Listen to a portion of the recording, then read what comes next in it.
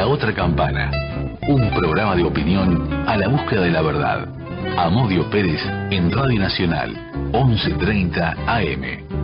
La Otra Campana. Y éramos todos muchachos, rabiosamente uruguayos, perdidamente inocentes, por no decir medio nabos, devotos de la celeste, amantes del mate amargo, convictos impenitentes, por creer que pasando el faro no había más mundo ni gente y que Dios era uruguayo.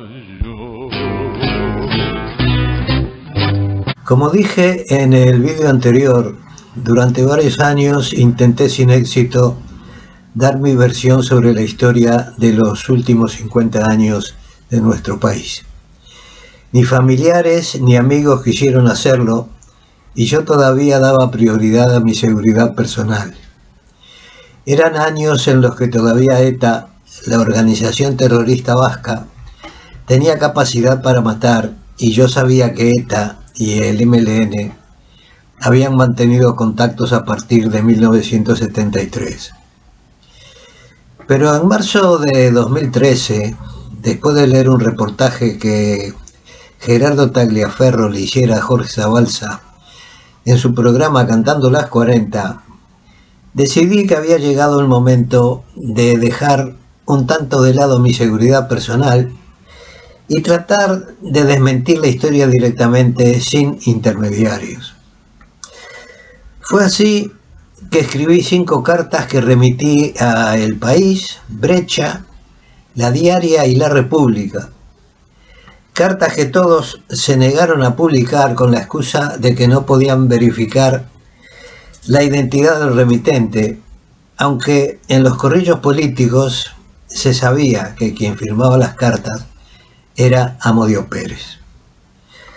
Otra de las excusas esgrimidas fue que podía tratarse de una maniobra de los servicios de inteligencia, pero en realidad lo que se trataba de impedir es que se supiera que aparte de la historia oficial, había otra versión que la cuestionaba completamente. No voy a referirme a las cartas porque se pueden encontrar en internet, al menos hasta ahora.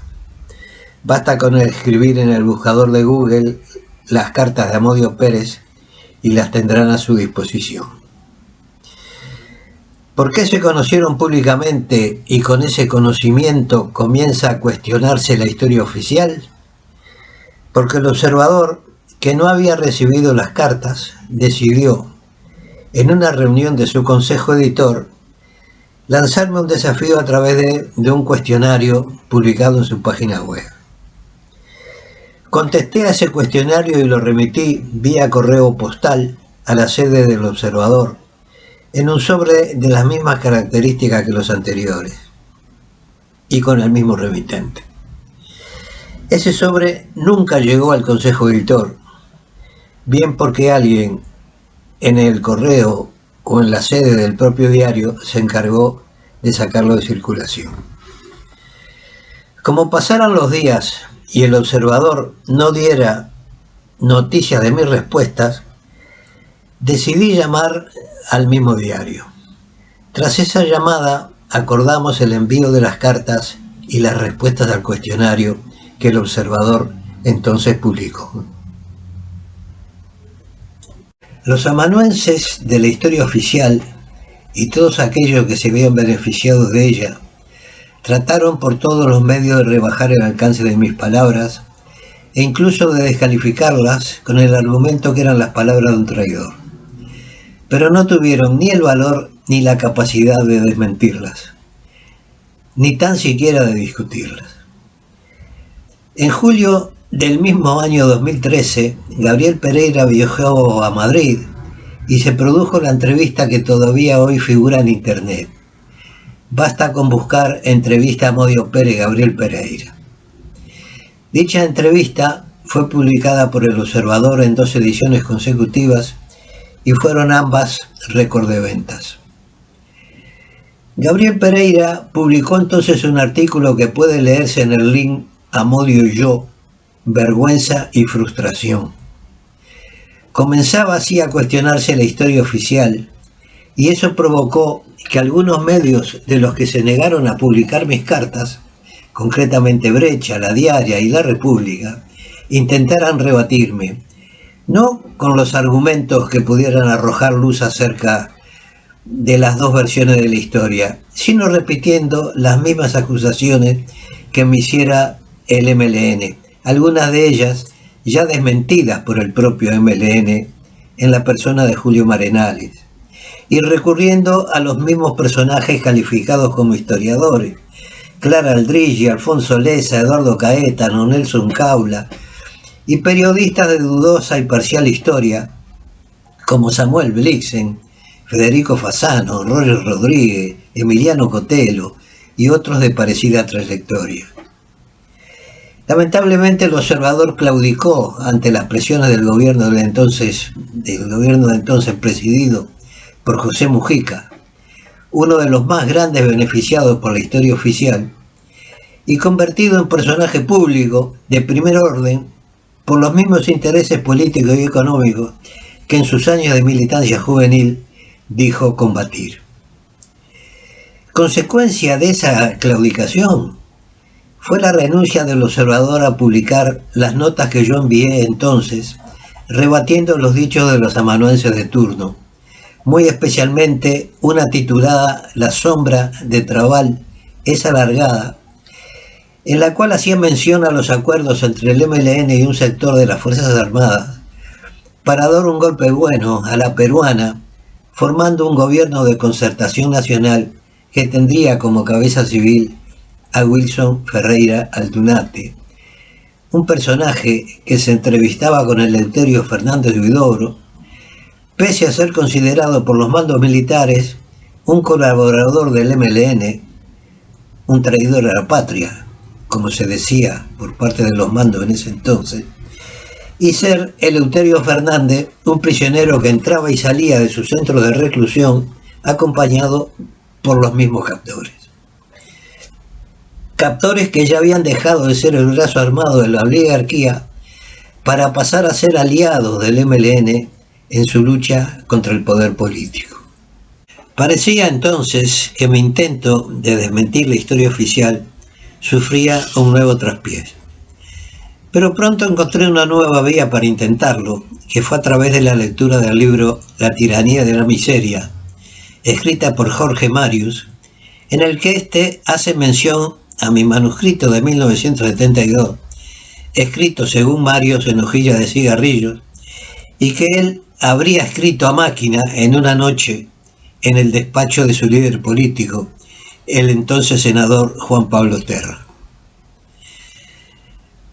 Aquí en el libro de La tiranía de la miseria puede leerse el tema de las hojillas, y entre las páginas 133 y 174 se transcribe mi supuesto libro, que no es más que una burda falsificación que se mantiene archivada como las memorias de Amodio Pérez en la Facultad de Humanidades de Montevideo.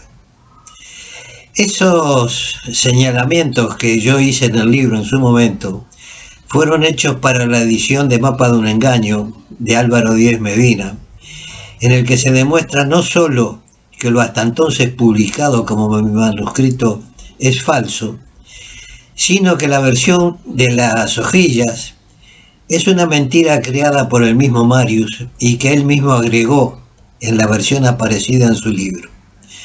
La tiranía de la miseria contiene entonces algunos comentarios que no aparecen en las otras versiones. O sea que el libro de Marius era una adulteración sobre otra adulteración anterior. Digo yo que si tan mala era mi intención al escribir el manuscrito, ¿qué necesidad tenían de dar a conocer otra versión que no fuera la mía? Alcanzaba con darla a conocer. Pero sigamos. Iniciada la relación con Marius a través del mail, pude comprobar que todo su conocimiento acerca de la realidad estaba basado en la historia oficial, pero que Mario estaba dispuesto a escuchar mi versión de la historia, dada su profunda aversión al MLN y a la influencia que el MLN tenía en el Frente Amplio. Así transcurrió casi un año, desde mediados de 2013 hasta marzo de 2014, en que dimos fin a lo que iba a llamarse Conversando en el Parque Rodó.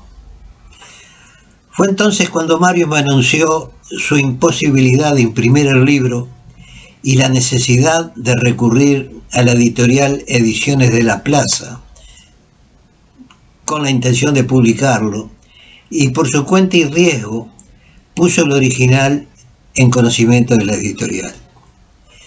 Además, divulgó la relación que manteníamos y la intención de dar a conocer lo que yo le había dado como la versión Amodio Pérez de la historia del MLN. Fue así que recibí un correo de Federico Leitch en el que me adelantaba la decisión de la editorial de publicar el libro y que él se encargaría de la labor de edición, por lo cual en el futuro mi relación sería con él y no con Mario. Por razones de seguridad, me dijo, acerca del propio libro.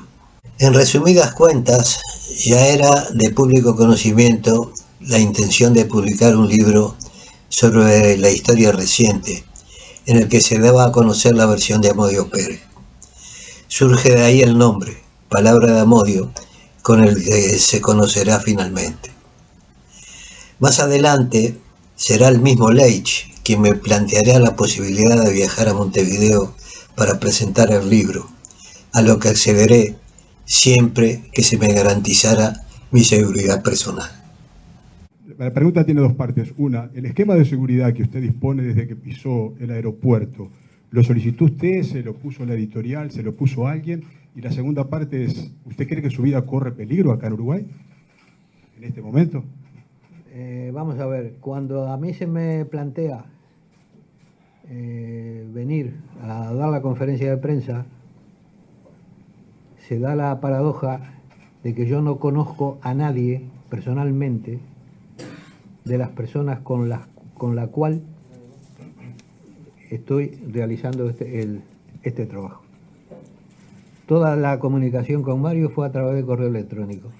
Yo de Mario tenía una foto perdida por ahí, sacada de internet, lo había escuchado en algunas intervenciones radiofónicas a partir de mis cartas, y me pongo en contacto con él porque él escribe un libro y dice unas cosas que yo sé que no pueden ser, porque habla de mi manuscrito de 1972, escrito en hojilla, y yo no lo había escrito. Entonces, yo no conozco a nadie. Entonces se me plantea venir a una conferencia de prensa, se pone en contacto Federico Leitch, se pone en contacto conmigo, sin yo saber que Federico Leitch se va a poner en contacto conmigo, y a mí me toma de sorpresa. Y digo, ¿esto qué es? ¿Cómo voy a ir yo al Uruguay a presentar un libro que todavía no sabíamos si se iba a publicar? No, a mí me tienen que asegurar que yo entro y salgo del Uruguay en buenas condiciones. Entonces se me ha brindado esas condiciones. Yo creo que la situación hoy no es la de 1972. O por lo menos quiero creerlo, por lo que me llevo en cuenta. Pero creo que la situación es diferente. Hoy yo creo que más de la mitad de la gente que me acusó sabe que la acusación es falsa. Finalmente se acordó mi viaje para el día 7 de agosto.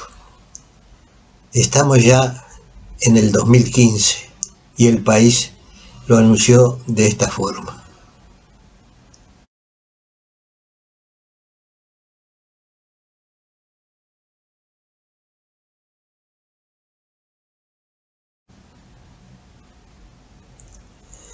Lo que los desaprensivos organizadores de mi viaje no tuvieron en cuenta fue que desde el gobierno, especialmente desde los ministerios de Defensa y del Interior, Se pondría en marcha la maquinaria de influencia sobre la prensa adicta o funcional para crear, a partir de mi llegada, el ambiente propicio para mi procesamiento. Es así que dio comienzo, sobre el final de la conferencia de prensa del día 8 de agosto de 2015, uno de los capítulos oscuros del sistema judicial uruguayo.